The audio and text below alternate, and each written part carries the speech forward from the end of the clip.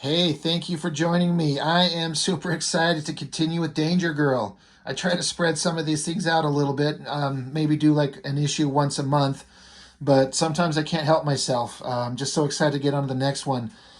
So Danger Girl issue 6, issue 7, the next one is the final issue of the initial storyline that J. Scott Campbell would draw. There were some other miniseries that come after that, none of which he drew, and I read some of them. I have some of them. Unfortunately, as good as they were, I remember reading them and thinking they were kind of fine, but without J. Scott Campbell drawing it, it doesn't matter. The magic is gone. I was basically saying the same thing when I just reviewed this second issue of Battle Chasers. The story itself is not anything fantastically original. It's kind of a lot of cliche stuff we've all seen before, just mixed together in a little bit different way, shown in a unique perspective with the incredible artwork of Joe Mad. And it balances out to be perfectly entertaining and wonderful. Same thing with Danger Girl. Now, I will give Danger Girl, I've said this before, I almost can kind of say the same thing about Battle Chasers, but I won't the same way I say about Danger Girl. And I've been saying that since I started with issue 1. I say about Danger Girl, and this is just a personal opinion, you don't have to agree with me, but for me, it's what I call a perfect comic book. And what do I mean by that? Meaning the art and the story and the intent and what it's trying to be is exactly perfectly balanced. It's not trying to be something it's not. It's not pretending that it's something that it's not. It's not Watchmen. It's not Dark Knight. It's not any of these highly regarded works of comic literature that will go down as like, this is going to be preserved in history, anything like that. It's just a creator getting the opportunity to draw and write the kind of stories he wants to see and the kind of stuff that they want to do. And it's perfectly balanced. And I've said this before, it's like, there's no secret, like this is obvious, but Danger Girl is a combination of Charlie's Angels, James Bond, Indiana Jones, G.I. Joe, and all put together in like a Steven Spielberg type action movie with a little bit more sexiness than Spielberg would ever have, hence the Charlie's Angels kind of component. All those things mixed together make a perfect comic book because Campbell knows exactly what he's doing. Now, why will I not assign that same kind of premise to Battle Chasers? I think that I would if J. Scott Campbell would have fucking finished the thing and drawn the entire thing. Campbell put it out. I don't remember if there was huge gaps of time in between issues. I'm sure there was probably, it wasn't monthly, but this Battle Chasers would go years in between issues. And that's fucking bullshit. It pisses me off. It's so good, and he couldn't bother to finish it. J. Scott Campbell had a beginning and an end, and he saw it through all the way and made a great book, and that's why I give it higher marks. It's ironic this issue 6, has a Joe Madureira cover, which looks good. Of course, it's Joe Madureira. It's not my favorite, but I probably won't use this cover as the thumbnail for the video because I'll find something from inside it or something like that that's better. But as always happens with the Danger Girls, on the inside, it gives a little black and white kind of recap of everything that's happened up to this point. The story of how they got this good friend and fellow relic hunter, Duncan, to he's getting them set up to get started on a mission. Abby Chase ends up meeting up with the Danger Girls, and then they get caught up in this mission to find these ancient relics, and they get pit against this evil organization called the Hammer, which is basically just Nazis. And they're all searching for this helmet, this shield, and this sword. So you got the helmet there. We don't see the shield here, but the sword. And a couple of the Sydney and Johnny Barracuda got captured. And meanwhile, our main character, Abby Chase, was with Secret Agent Zero, another character. Like, you go back and watch the other videos. It'll explain who all these people are. But they're in a little mini sub under the ocean. They find the sword, but they get betrayed. One of their own, team member Natalia, she is revealed. We thought that she was shot and killed in the issue 4, the end of issue 4. We thought she was dead, but she come back at the end of issue 5 to reveal that her getting shot and killed was all a ruse. She's actually a member of the Hammer. She betrayed them and screwed them over, and everything is at its worst. Especially the betrayal of someone who they thought was on their team. So, again, all kind of, it's just like Battle Chasers. It's all cliche stuff. It's all stuff that we've seen. There's nothing entirely new here. But just take all these disparate, different elements. Take the little bits and pieces that you like, put them into a blender, mix them up, and bake us something new. And I love what we get. So this title, Danger Girl, issue 6, Dangerous Destinies. I can't speak enough on J. Scott Campbell's art and his storytelling, his sense of humor, his ability to convey emotion, body language. It's all there. He can draw backgrounds, technical detail. He can draw tough guys. He can draw monsters.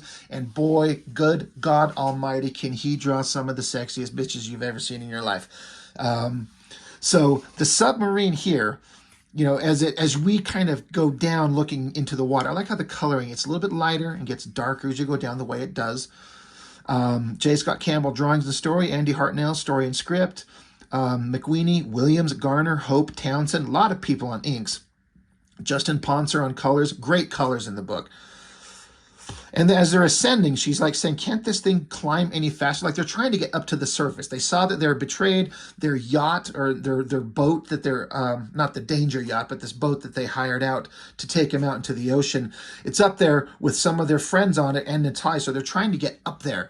So she's like, can we go any faster? Val and Eddie are sitting ducks up there. And Secret Agent Zero's like, we're equalizing pressure, Abby. Any faster and we'll implode. So that's a real thing. You can't just shoot to the top surface of the water.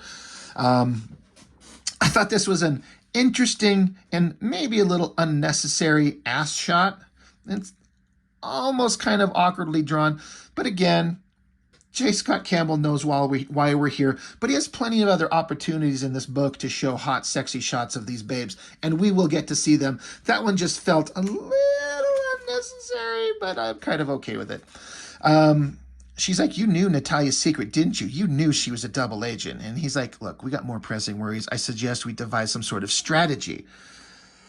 And he says the Hammer won't exactly be extending a warm welcome once we get up there. And then, but their little sonar starts pinging something. And so you see their little thing, their little centralized point where the sonar kind of pings around in some kind of dark shape approaching. She's like, what's going on? He's like, we got company, something big. And the pinging gets more and more intense. She says, something big. And he's like, that's what she said. And he says, hold on, kid. The water's about to get choppy. I like that shot of hers, this look of exasperation on her face. He grabs the controls of the mini sub and cranks it out of the way from whatever big thing is coming towards them. It's a slightly hard to make out, but only a little bit. There's their little mini sub being rocked, and then this is the boat that they had.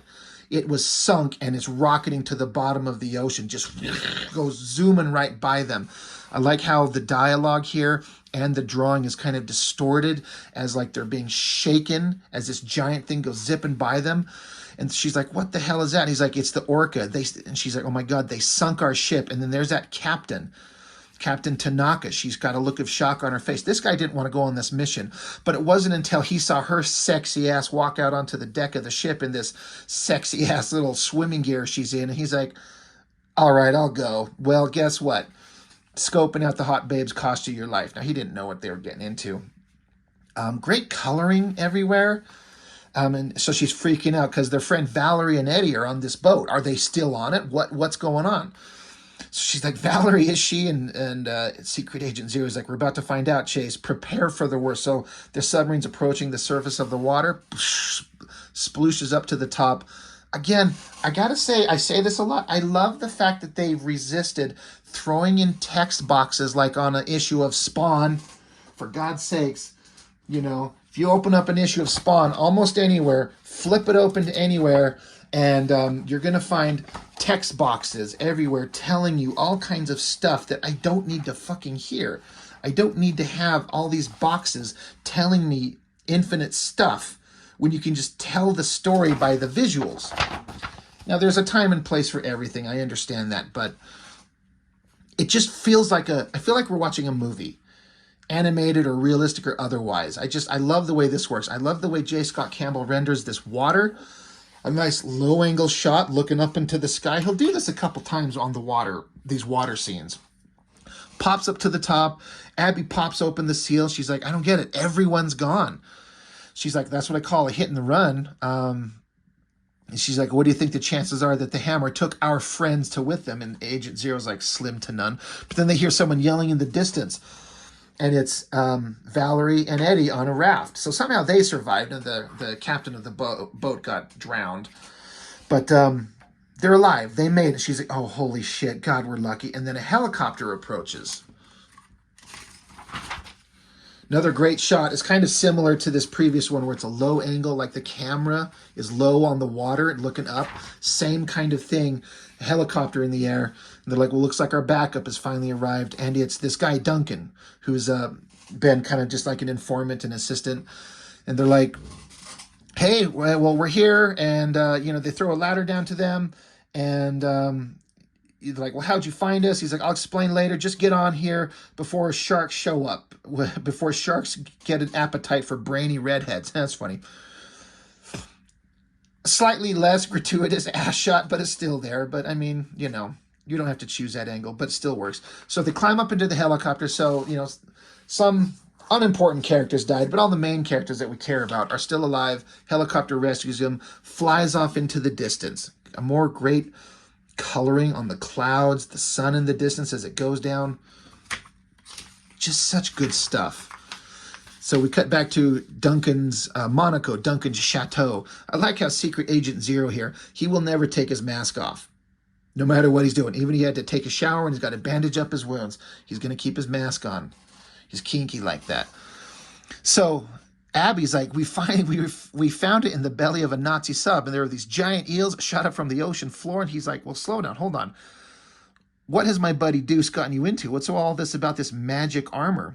She says, it's my greatest find yet, the 3 central components to a mystical suit of armor. Legend says, when assembled, it will endow its user with unimaginable power. They might have thwarted us back in the water, Duncan, but we still have the first piece, the shield, and they can't do anything without that first piece. That's one that they stole from somebody in issue 2 and 3. They've got the shield, but there was a sword, which they lost. They had it, but they lost it in this, this battle here, because Natalia ended up getting it. But she's like, they can't do anything without the first piece. And then you hear a voice off camera say, sorry to spoil your optimism, Abby. I'm afraid we've lost that edge. And it's Deuce, the Sean Connery stand-in. They're like, well, what the hell happened to you? He's like, well, by leaving the shield on the yacht, I hope to lure Natalia into a trap. The trap would reveal the Hammer's secret headquarters and also afford Zero and yourself time to recover the third piece, the sword, without intervention. Unfortunately, the plan went awry. Natalia was somehow able to sabotage the yacht security system. I was ambushed by a Hammer Hydronaut team, and they were able to steal the shield. Though I was able to escape with my life, there were 2 casualties, the Danger Yacht and my ponytail. So he looks a little bit different. He had this ridiculous kind of ponytail, and for whatever reason, J. Scott Campbell decided to remove it from him. So he's like, only by swimming to the shore did I realize the depths of her deceit. I like this shot of Natalia's face as they're discussing how this bitch just screwed him over. And they're all they're pissed, like, God damn it. So she's like, you knew about it, Natalia? And he's like, yeah, Abby, but not until too late. So all that matters now is that you and Valerie are safe. So, well, they're like, well, we got to go get them. We got to go rescue our teammates. We got to stop them. Agent Zero's like, well, going in right now would be a mistake. Let them revel in that useless old armor while we devise a new game plan. And she's trying to tell them, like, they're not just useless old relics. This is a real thing.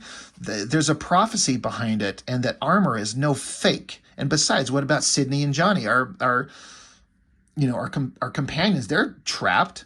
And so Deuce is like, their personal GPS devices are inoperative. Once we develop a suitable strategy and locate the headquarters, we'll go find them, but we don't even know where they're at. So, but then Valerie comes in. She's like, we can go find them. And he's like, dude, I just told you, we don't know where the island's at. She's like, no, I was able to figure it out. And she goes through this whole dialogue of some techno babble of how she did all this nonsensical stuff to da da da da da da da, and by uploading this and doing that, and they all scream at her. They're like, God damn it, just get to the point. She's like, all right, look, I found out where they are. She's tracked them down. There they are. And so they're like, God, that's it. You found it. All right, good job. Now we can start forming a plan. So we cut back to another great shot. There's a lot of these like low angle water shots looking up into the distance. This is Hammer Island. And so there's this voice yelling over this kind of loudspeaker. And you can see they've got a statue of Hitler up here. And then all these soldiers. Now, I was looking at this crowd of stormtroopers, basically. And I was like, did J. Scott Campbell draw every one of these? Or is there kind of a copy and paste situation going on here? But there are different body types. There's some fatter, there's some skinnier. So I don't know. Maybe he drew a couple body types and somebody did it on computer, but I wouldn't put it past him. He just drew the whole damn thing. It doesn't look exactly copy and paste. I don't know. It's pretty damn impressive either way.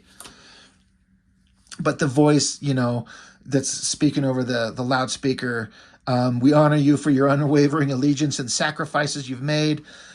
Soon we will reveal ourselves to the nations of the world, and everyone will bear witness to the glory and indisputable rule of the Hammer Empire. So we've got Sydney and Johnny Barracuda.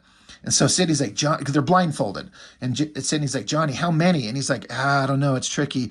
I've counted at least a dozen of these goons. So they take their blindfolds off and they see where they're at. And they're like, oh, yeah, give or take a few thousand. So they're like, what's up with the monster reception? It's flattering Crippler, this evil scientist scumball that we had fun with in the last issue, how he was going to perform scientific experiments on Johnny and feel up the danger girl once he had the opportunity. Real creeper. And he tells them, he says, Quiet, Joker, you will show the utmost respect when the Führer makes his glorious arrival. So there's this torch and we see these shadows cast on this wall. And it's like this old creepy shape in some kind of mechanical container. And all these soldiers, they put their heels together and throw up the new version of the Nazi salute. It's just a fist in the air. Hail the mighty hammer. So we're about to see revealed the leader of the Nazi hammer group. And so Sydney's like, what the fuck is that? And Johnny's like, evil in a can. So here's this like ridiculous container, a couple of like doctors that come with him, this old dude who can clearly barely cling to life. He's coughing and wheezing. It's like, I see we have many guests on this magnificent night. Will you not show your devotion and kneel before the might of the hammer? And so Barracuda, being a snarky asshole, he's like, time for one of those hammer fucks to empty your gold-plated bedpan, Grandpa, because that shit is so backed up in there, it's seeping out of your mouth. Funny. So the soldiers like knock their feet out from under them, put them down to the ground. And then you got Major Maxim, and then a couple of these other blonde-haired villain scumballs who were in the previous issues. And they bring the shield. They say, we humbly offer you the shield of immunity, Grandfather. And Major Maxim's like, I offer you the helmet of second sight, my lord. He's like, excellent. With our comrade Natalia burying the third piece, I see our destiny at hand. And so then we get this big 2-page spread where evil Nazi guy basically goes over explaining where their organization comes from. And it starts with being led by, they say our leader was a brilliant man who guided our people past those inferior to us and crushed any opposition in our path. Basically Hitler in World War II. And then they started scouring the world, collecting artifacts, collecting wealth. And this old guy, as a young man in World War II, we scour the earth in hope of recovering our sacred birthright, a trio of powerful heirlooms which would ensure our survival and ultimate world domination. And then he goes into this like legend. Long ago, as legends tell, a band of angels descended from the heavens to mate with mortal women. They created a new type of offspring, the purest and truest Aryan. So, what a ridiculous kind of like legend. A bunch of angels came down to bang on some hot human bitches and create the Ubermensch. Superior in size and strength and dick size, the magnificent creatures annihilated the poor, lowly beings who stood in their way, and soon a champion rose from the Ubermensch, and he was bestowed with these items of incredible power: the shield, the sword, the helmet. The earth was theirs, never to be wrestled away, or so they thought. After years of ruling from the majestic continent of Atlantis, the great flood destroyed their magnificent kingdom, and the Ubermensch and their heritage were swept away for countless years. The link between us and our ancestors was broken, blah, blah, blah, all the way up until Nazis were trying to reassert the control of the perfect human, and all of it went to shit at the end of World War II. But now, finally, they've got all these pieces, and Natalia is bringing the final component, the sword. So here she is. He's saying, "Come forth, my child, endow your Führer with the final key to our destiny." Now, Natalia, it's a pretty hot outfit. She's, wearing bad bitch outfit, kind of armor on her boobies, a little fishnet across her midsection, and big, long, leathery boots with the hammer symbol as like armor components to her boot shields here. Pretty awesome. And she looks like an evil bitch. This is the first time that Sydney and Barracuda understand that Natalia has betrayed them. They're like, "Natalia, what the fuck do you think you're doing? Wait until I get my hands on you, you fucking deceiving shit. You used us, you black-hearted, backstabbing bitch." So they're just letting her have it. I like that shot of Natalia's face, and I like this shot where she turns and slaps Sydney right in the face. She says, "You'll bite your tongue, stupid girl. After the ceremony, I will properly dispose of you and your bumbling boyfriend." I like the cartooning on this face, the uplighting, the wide eyes, the evil grin. She's like totally scumball evil. And we're like, oh God, do we hate her so much right now. She says, Natalia says, "There'll be no more interruptions from you or your incompetent friends. Take them away." And so Sydney continues, "My only destiny is my boot in your face, bitch. Just you wait." Cut to, you got Abby and Agent Zero in their self-contained underwater breathing apparatus, or scuba, in their gear under the water. I like this kind of shadowy kind of figures of them with the surface of the water and the light coming through. You can tell exactly what it is. I don't know how you kind of envision how to draw this, but he nails it perfectly. I love that it's silent. There's no text. If there was so many other comics like that one I just showed you, there'd be so many text boxes, be like, "Soon, not far away, like silent fishes swimming through the sea, do our heroes slowly..." Like, shut up. Just shut up. We don't need any of that ridiculous text boxes. Just let it tell the story. It's so great. They get here, they drop their scuba gear, swimming up to the surface. Great figure. I know it's another almost gratuitous ass shot of Abby, but I like the angle on the figure where it's kind of coming like her head is in the distance, everything's coming towards us.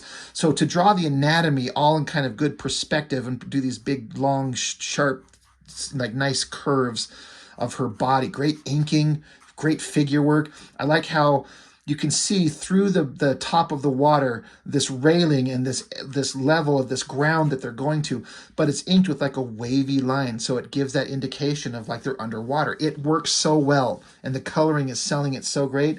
Love this panel. There's like a submarine, a little pool of water, and there's this little open spot right here. And then there's this little round inset panel. Let me bring it up closer.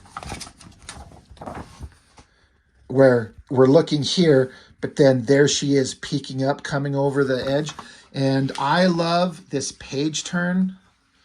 Forget the ad of stupid Mortal Kombat Gold. What a great, big, beautiful, silent shot. We don't need any words. We don't need any dialogue. It's just an opportunity to draw one of the sexiest shots of the girl. Great anatomy, all the awesome curves. Agent Zero back there, keeping an eye out. I love it. I love the gun. I love the hand, the coloring on it, the intense look on her eyes, that face shot. It's so great. The inking on the hair, it looks wet. God, I just love it. And I love the, it's using the opportunity to do something artistically awesome and story-wise to like sell us point, like, we're here. The main battle is about to happen, and here she is, and she's hot as hell. So Abby and Zero, they're backed up against a wall. So Abby's like, all right, here's the plan. We're going to do this. Let's follow the plan. And he's like, actually, forget it. This is where the buddy cop movie ends. I'm out here. She's like, Zero is about to deliver a hearty dose of payback. I'm rigging this place to blow. So he's like, I know we talked about we're going to work together, but I'm going to go do my own thing. She's like, God damn it, that's not the plan. What if? And he points at her. He's like, look, there's no ifs, ands, or buts about it, kid. You've got 45 minutes before blast off. Make it count. He kind of points at her. And he's like, I'm going to do what I'm going to do. You need to do what you need to do, but be gone in this amount of time because I'm blowing this place to hell. So I like this shot of this soldier just kind of stupidly standing here in the distance, and the lighting, the coloring is selling this lighting really well. And you see these pipes and everything above it because stupid brainless soldier, he's just standing, he's getting dripped on, and he looks down and sees that there's water falling from, so he kind of looks up, and then Abby crawled, like monkey arm crawled across the piping, wraps her legs around his throat, choking him out. She's like, where are they? He's like, where's who? Like the hostages, the danger girl and the American. He's like, cell block 4, level 3. So she knocks him out, drops him to the ground. She makes some stupid quip. Guess some people, you have to squeeze it from them. Meanwhile, at the power generator, Agent Zero, he's starting some shit, and a voice behind him says, I'm surprised you'd show your face around here again, old friend. So Agent Zero turns and looks, says, I've been expecting you. He says, perhaps now you'll admit the error of your ways and join us on this night of victory. After all, it's the way our sensei would have wanted it. So Zero says, I can assure you he would have thought differently. We swore to study his teachings. I continued even after you murdered him. And so bad guy here says, as you can see, I've since disposed of such futile visions. You may now call me Assassin X. And don't worry about Sensei Zero. You'll be joining him shortly. So this is straight up Snake Eyes and Storm Shadow from G.I. Joe, which I love. I don't know much about G.I. Joe. I didn't actually watch that cartoon very much at all. But I understand these two, and so it's kind of like a homage to them. So ninja battle's about to take place, right? Some martial art moves, throws a punch, couple of kicks in the air. The fight is starting. It's awesome. Cut to, oh, we got Sydney, and look at this cute little look on her face. And man, once again, is J. Scott Campbell taking every opportunity to draw his hot babes. I love this outfit. It's like a leathery 60s era Emma Peel from the Avengers outfit. I think it looks so goddamn good. It's so great. And she's saying, but I have to go really badly, and got that cute little look on her face. This down angle shot where she's up against the jail cell door talking to the soldier. He's like, there's a toilet in your cell, use it. She's like, but I still need someone to unzip me. A little emphasis on these words.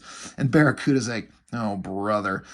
And so we get this scene where the stupid soldiers come into the jail cell, and he's unzipping her shit, right? We got her big old boobies in there. The look on Barracuda's face there makes me laugh. I'm going to bring that up close. He's just like, yeah, I'm just going to sit here and watch this. Because again, Campbell taking that opportunity to draw that female figure looking hot as hell. I love his ability to spot blacks and shadows on this leathery outfit. It's so good. It's so perfectly done. And he knows how to draw that body, the hair, the faces. And she's saying, as he's unzipping her, it's so funny. It's so hilarious. There's this is where that comedy and that humor comes in. And she says, and my belt, pretty please. It's like, oh my God, who could resist this? I mean, especially if you're just a stupid, dumb soldier. So little close-up as he's slowly unzipping her. And again, Campbell, every opportunity to make her look hot, to sell the scene, because she's putting on the sex appeal to distract. And you know what? I'd fall for it. And this shot of her little thing being unzipped, like chest almost out, down to her tummy, almost down to the holiest of holies. She's like, that's it. And then, of course, knees him in the face, kick to the jaw. She says, I think you've seen enough. And Barracuda's like, whoa. So they're getting back to back. She's got the keys for their handcuffs on her now because she took it from him. And she's like, here, come on, uncuff me, Tiger. And he says, in a minute. I don't think I've seen enough. And she's like, hardy fucking hard, Johnny. So then another great shot of her looking sexy as shit, tosses this gun behind her back to Barracuda and says, better pack some heat, tough guy. Things are about to get dangerous. And it says, to be concluded. So it depends on what you like in your comics, and if you're one to have an open mind for the silly cheesiness and the cheesecake factor going on in here, I am 100% on board with it. I think it's so goddamn great. And J. Scott Campbell is just on fire. He's just doing everything exactly right. It's so great, and I love everything about it. And that's basically it. There's nothing else interesting in there to see. So, all this fantastic art, fantastic inking, coloring, the dialogue. It's all stuff that you've seen just mixed together in a new way that works perfectly well. It's fantastic. And great comics all around. Love it. So that's it for Danger Girl number 6.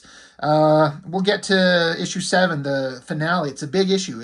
I don't know if I want to say it's a double-sized issue, but it's certainly a bigger one with some great. It continues. It never falters. Sometimes you like get a great setup and then have a terrible ending, but sometimes you're lucky enough to have somebody stick the landing, and boy does he! I think it's the perfect ending to this Danger Girl movie we've been watching. And we'll get to that soon enough. But issue 6, great comic.